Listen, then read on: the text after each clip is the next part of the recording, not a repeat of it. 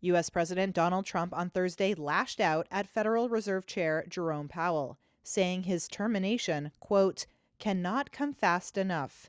In a Truth Social post, Trump said Powell, quote, should have lowered interest rates like the European Central Bank long ago, and that he should, quote, certainly lower them now.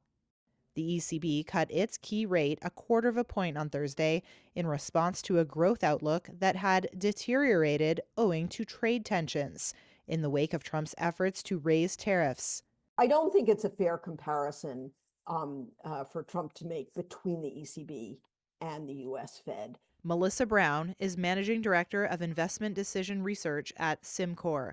I think we're seeing some very different economic numbers coming out of the Eurozone versus what's coming out of the U.S. So they have more room to move rates down without worrying about, triggering inflation. I think the ECB is much more worried about the impact of tariffs on Eurozone economies. Powell has a different mandate.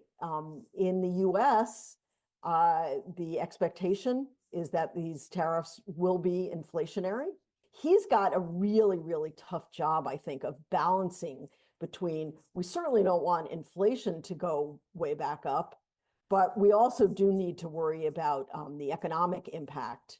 Trump's attack comes a day after Powell warned that Trump's tariff policies risked pushing U.S. inflation and employment further away from the Fed's goals.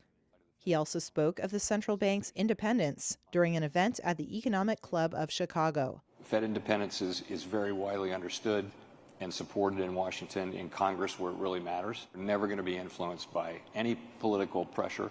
Powell, who Trump nominated for Fed chair during his first term, also said the central bank was not prepared to move policy in any direction or at any pace until Trump's tariff plans are finalized and their impact is more clear.